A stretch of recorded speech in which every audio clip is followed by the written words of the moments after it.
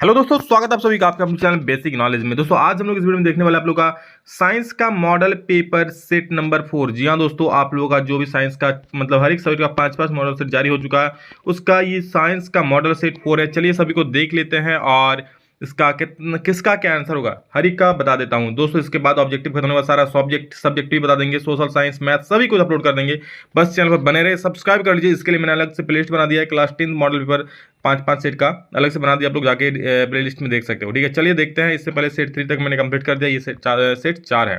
देखिए क्या है, किसी बीम का वास्तविक तथा समान साइज का प्रतिबिंब प्राप्त करने के लिए बीम को उत्तल लेंस के सामने कहाँ रखें। देखिए क्या बोल रहा है कि उत्तल लेंस के सामने बीम को कहाँ रखने से क्या प्राप्त होगा, बीम का वास्तविक तथा समान साइज का प्रतिबिंब। तो इसका सही उत्तर क्या होगा, किसी बीम का वास्तविक तथा समान साइज का प्रतिबिंब प्राप्त करने के लिए बीम को उत्तल लेंस के सामने कहाँ पर रखना चाहिए, वक्ता केंद्र यानी कि फोकस दूरी के 2 गुनी दूरी पर। तो ऑप्शन बी बिल्कुल सही उत्तर हो जाएगा। देखिए उत्तल लेंस पे बोला, अवतल दर्पण में कहां पर रखने से बनता है, तो सर अवतल दर्पण में केंद्र पर रखने से समान साइज का बनता है। ठीक उसका उल्टा हम लोग उत्तल लेंस में अगर बोलेंगे तो केंद्र मतलब क्या होता है 2f, तो फोकस दूरी से 2 गुनी दूरी पर रखने पर क्या बनेगा, उत्तल लेंस में समान साइज का प्रतिबिंब बनेगा।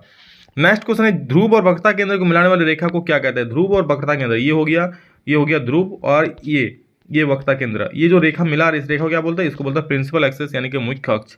जैसे तो मुख्य अक्ष यानी कि ऑप्शन नंबर सी इसका बिल्कुल सही उत्तर हो जाएगा। अगला सवाल है, दाढ़ी मतलब हजामत बनाने के लिए किस प्रकार के दर्पण का प्रयोग किया जाता है। दाढ़ी बनाने के लिए दोस्तों अवतल दर्पण का प्रयोग किया जाता है, क्योंकि चीजों को उसमें थोड़ा बड़ा दिखाई देता है। अगला सवाल है, अवतल लेंस की फोकस दूरी होती है, तो अवतल लेंस की दोस्तों फोकस दूरी हमेशा ऋणात्मक ही होती है। जी हाँ, अवतल की बात करेंगे तो ऋणात्मक होगा। वहीं उत्तल का बात करता है, उत्तल लेंस बोलो या दर्पण बोलो, उत्तल का हो जाएगा पॉजिटिव, जबकि अवतल लेंस बोलो या अवतल दर्पण दोनों का हो जाएगा नेगेटिव यानी ऋणात्मक। अगला सवाल है, अवतल दर्पण द्वारा प्रतिबिंब दर्पण के पीछे बनता है जब वस्तु रहता है। अवतल दर्पण, ये है अवतल दर्पण, वस्तु दर्पण के पीछे प्रतिबिंब कब बनाता है, यहाँ पर कब बनाता है, जब वस्तु कहाँ पर रहता है, तो बोलोगे सर जब वस्तु P और F के बीच में रहता है ना, तो जो वस्तु का प्रतिबिंब बनता है वो दर्पण के पीछे बनता है। तो वो कहाँ पर रखने से, P और F के बीच में। आंख के रंगीन भाग क्या कहते हैं, तो इसको बोलते हैं दोस्तों आइरिस बोलते हैं रंगीन भाग को, इसी को इंग्लिश में हिंदी में परितारिका बोलते हैं। सामान्य नेत्र का दूरबिंदु, दूरबिंदु दोस्तों होता है अनंत पर। ठीक है, दूरबिंदु याद रखिएगा, मानव नेत्र का दूरबिंदु अनंत होता है, जबकि निकट बिंदु कितना होता है 25 सेंटीमीटर। प्रतिदिन सूर्योदय एवं सूर्यास्त के बीच लगभग कितने मिनट का अंतर होता है, दोस्तों इसमें 2 मिनट का अंतर होता है, याद रखिएगा। प्रतिदिन सूर्योदय एवं सूर्यास्त जो होता है उससे 2 मिनट का अंतर होता है। दृष्टि दोष मुख्यतः होते हैं 1, 2 या 3 प्रकार के दोस्तों दृष्टि दोष होता है। क्या क्या होता है सर, तो एक होता है निकट दृष्टि दोष, दूसरा होता है दूर दृष्टि दोष, और तीसरा होता है दोस्तों जरा दूर दृष्टता। ठीक है, किसी विद्युत बल्ब का अनुपातांक 220 वोल्ट और जो पावर है 100 वाट दिया है, इसे 110 वोल्ट प्रचारित करते हैं, तब इसके द्वारा उपयुक्त शक्ति कितनी होगी। देखिए हमको क्या, पहले इससे हम P इक्वल टू आई निकालते हैं यहाँ से। ठीक है, आई निकालेंगे फिर ये वाला फॉर्मूला में बैठा देंगे। कैसे, हमको पता है पावर दिया है, पावर का फॉर्मूला मैंने इससे पहले वाला सेट में हम लोग बताया, P इक्वल टू VI होता है, याद रखना VI। P कितना दिया है 100 वाट दिया है सर, V कितना है, V 220 वोल्ट दिया है, यहाँ पर I निकालना है, तो 220 उधर जाकर भाग दे दो, तो 100/220, 1 0 कट जाएगा, और ये 2 11 22, 2 5 10, ठीक है 5/11 हो जाएगा। ओके सही है, चलो 5/11 हो गया। आई बराबर, अब क्या करेंगे, P इक्वल टू VI, उधर हम P इक्वल निकालेंगे VI लगाएंगे। VI मतलब V कितना 110 है, और आप लोग I कितना है देखिए 5/11, तो 5/11 बैठा देंगे, 11 10 110, 10 बार में कटेगा, तो P इक्वल 10 25 50 वाट हो जाएगा, जो कि ऑप्शन नंबर क्या है 50 वाट, ऑप्शन नंबर सी आप लोगों को दिखाई सकता है। नेक्स्ट क्वेश्चन है आप लोग का कि एक कूलम आवेश में कितने इलेक्ट्रॉन होते हैं, तो एक कूलम आवेश में दोस्तों 1.6 × 10⁻19 कूलम होता है। 1.6 × 10⁻19 कूलम, एक कूलम आवेश में कितने इलेक्ट्रॉन होते हैं। ठीक है, अच्छा कितने इलेक्ट्रॉन होता है, चलो कितने, अगर इलेक्ट्रॉन की बात करो दोस्तों, देखिए Q इक्वल टू होता है Ne, Q इक्वल टू होता है क्या Ne, आपको N का वैल्यू निकालना है। ठीक है, Q यानी कि चार्ज बोला है, कितना बोला 1 कूलम बोल दिया है, और इलेक्ट्रॉन पर चार्ज कितना होता है दोस्तों इक्वल टू N, और 1 कूलम पर कितना होता है 1.6 × 10⁻19 कूलम। ठीक है, तो N यहाँ से निकालो तो क्या उधर जाके बट्टा हो जाएगा, N आप निकालो, N इक्वल टू कितना हो जाएगा 1/1.6 × 10⁻, ऊपर जाएगा तो 19 हो प्लस 19 हो जाएगा। ओके, अब इसको भाग दे दो आप, कितना आएगा देखो, भाग दे के आंसर क्या आएगा, कब लोग कमेंट कर देना, इतना तो कर ही सकते हो। आई थिंक आप लोग भाग दोगे तो इसका आ जाएगा 6 × 10⁻19। तो एक बार कमेंट करके बोल देना, जितना आएगा देख लेना भाग देके। चुंबकीय क्षेत्र का अधिक बल होता है, चुंबकीय क्षेत्र कहाँ होता है? तो चुंबक के ध्रुव पर दोस्तों इसका बल अधिक होता है। चुंबकीय ध्रुव भी क्या है? नॉर्थ पोल और साउथ पोल, यानी उत्तर ध्रुव और दक्षिण ध्रुव पर सबसे ज्यादा चुंबकीय बल होता है। उपयोगी पवन ऊर्जा प्राप्त करने हेतु पवनों का न्यूनतम वेग कितनी होनी चाहिए? आपको पता होना चाहिए दोस्तों जी। पवन ऊर्जा का प्रयोग करने के लिए पवन की न्यूनतम वेग होनी चाहिए 15 किलोमीटर प्रति घंटा। समझ रहे हो? 15 किलोमीटर प्रति घंटा से वायु चलेगी भैया, तभी आप पवन ऊर्जा का उपयोग कर पाओगे। अगला सवाल है कि अम्ल एवं क्षार के बीच का अभिक्रिया क्या कहता है? दोस्तों अम्ल और क्षार अभिक्रिया कहता है उसको बोलते हैं उदासीनीकरण अभिक्रिया। जी हाँ, अम्ल और क्षार अभिक्रिया करके लवण और जल प्रदान करता है, इसी अभिक्रिया को तो बोलते हैं उदासीनीकरण अभिक्रिया। तो ऑप्शन नंबर सी बिल्कुल सटीक जवाब हो जाएगा। अगला सवाल है साग सब्जियों का विघटित होकर कंपोस्ट बनना किस प्रकार की अभिक्रिया है? तो दोस्तों विघटित होकर सड़ गल कर एक नया गैस ही बनाएगा ना, उष्मा मिलेगी उससे, तो उष्मा क्षेपी अभिक्रिया हो जाएगी। यानी कि 15 का जो सही उत्तर हो जाएगा ऑप्शन नंबर बी हो जाएगा। नेक्स्ट क्वेश्चन है BaCl2 + Na2SO4 gives BaSO4 + NaCl, sorry 2NaCl। तो देखो एक्सचेंज हो रहा है, Ba क्या ले रहा है, इसका SO4 लेके BaSO4 बना रहा है, Na क्या कर रहा है, इसका Cl2 लेके 2NaCl बना रहा है, मतलब दोनों एक दूसरे को विस्थापित कर दे रहा है। तो ये हो जाएगा द्विविस्थापन अभिक्रिया। उदासीनीकरण अभिक्रिया से प्राप्त होता है लवण और जल प्राप्त होता है, लवण और जल, यानी ऑप्शन सी दोनों हो जाएगा। पदार्थ ABCD में pH का मान दिया है 2, 7, 10, 14। कौन पदार्थ अम्ल है? तो अम्ल जो 7 से कम होता है, यानी 2 वाला अम्ल है। 2 कौन है? A है, तो A अम्ल आप लोग का हो जाएगा।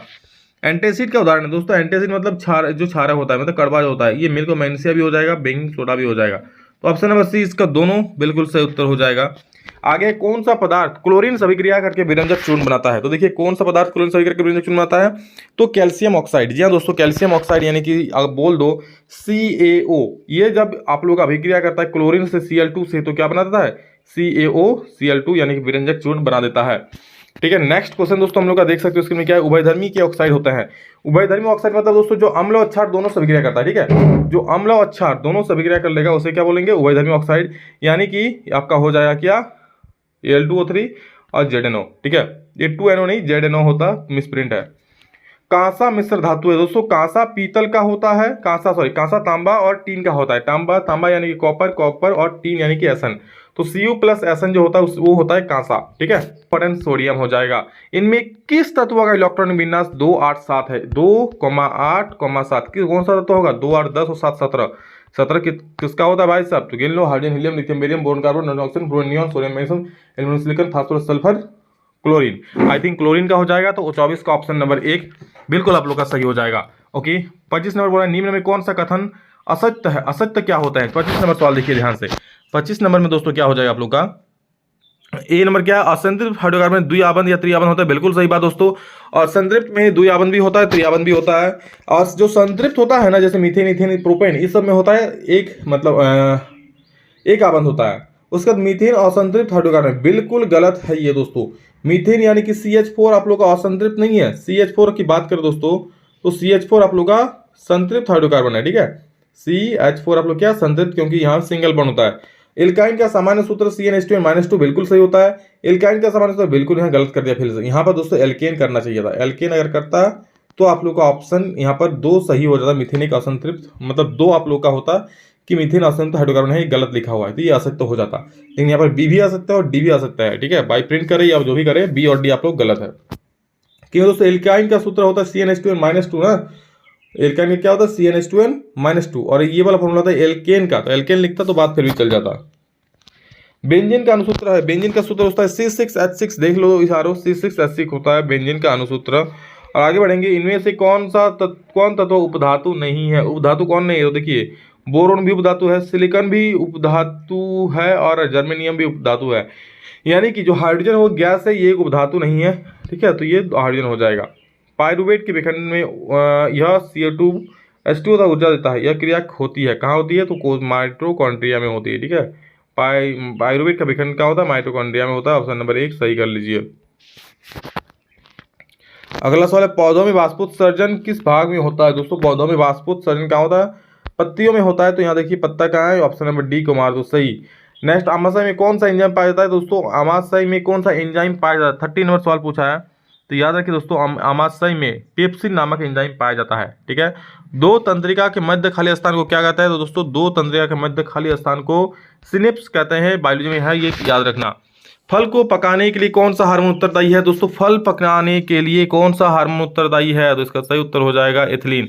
एथिलीन का प्रयोग दोस्तों फल को पकाने के लिए किया जाता है, याद रखिएगा। मलेरिया परजीवी का नाम है, 33 नंबर सवाल देखिए, मलेरिया परजीवी के नाम क्या है? प्लाज्मोडियम साइपायरोग्रा प्रोटोजोआ एम्निसोनी। तो मलेरिया परजीवी का नाम दोस्तों प्लाज्मोडियम है, ऑप्शन नंबर ए सही हो जाएगा। अगला सवाल देखो क्या बोल रहा है कि निम्न में से कौन मादा जनतंत्र का भाग नहीं है? कौन सा मादा जनतंत्र का भाग नहीं है? तो यहाँ देख सकते हो दोस्तों, अंडाशय भी मादा जनतंत्र का भाग है, गर्भाशय भी मादा जनतंत्र में, बट शुक्राशय शुक्रवाहिका जो होगा दोस्तों वो शुक्रवाहिका आप लोग का मादा जनतंत्र का भाग नहीं है, ठीक है। नेक्स्ट क्वेश्चन देख सकते हो आप लोग क्या है, मानव शरीर में किसी सामान्य कोशिका गुणसूत्रों में गुणसूत्र मानव शरीर के किसी सामान्य कोशिका में गुणसूत्रों की कितने युग्मों की संख्या होती है? कितने युग्म होता है दोस्तों? गुणसूत्र यहाँ पर 23 जोड़ा होता है या फिर 46 में संख्या कह सकते हो। जब युग्म की बात करें तो 23 युग्म हो जाएगा, यानी 23 जोड़ा हो जाएगा, और संख्या की बात करें तो 46 संख्या हो जाएगी, याद रखिएगा। नेक्स्ट क्वेश्चन है दोस्तों कि मानव के स्त्री में लिंग गुणसूत्र होते हैं। मानव की स्त्री में लिंग गुणसूत्र क्या होता है? वाई XX होता है आप लोग का, हाँ इस XX हो जाएगा, ठीक है। आई थिंक XX होगा, 26 का 20 सही हो जाएगा, पुरुष XX हो जाएगा तभी तो संतति पैदा होगा। तो ये कितना नंबर है? 36 नंबर, 36 का बिल्कुल सही उत्तर हो जाएगा। 37 नंबर क्या बोले, निम्न में कौन जैव अनवीकरणीय पदार्थ है? निम्न में से कौन जैव अनवीकरणीय पदार्थ है, ठीक है। तो देखिए क्या हो जाएगा यहाँ पर DDT जो है दोस्तों, DDT 37 नंबर, DDT ये बिल्कुल आप लोग का जैव अनवीकरणीय पदार्थ है। अगला सवाल देखिए, अगला सवाल, पेड़ पौधे जंतु तथा सूक्ष्मजीव पर्यावरण के कैसे घटक है? तो दोस्तों ये जैविक घटक है, क्यों समय जीवन है। ऊर्जा का गैर पारंपरिक स्रोत क्या है? गैर पारंपरिक मतलब पहले से जो प्रयोग नहीं होता था। गैर पारंपरिक कौन है? तो पवन ऊर्जा दोस्तों हाल ही में चालू हुआ है ना, तो ये गैर पारंपरिक है, ठीक है, पारंपरिक नहीं है।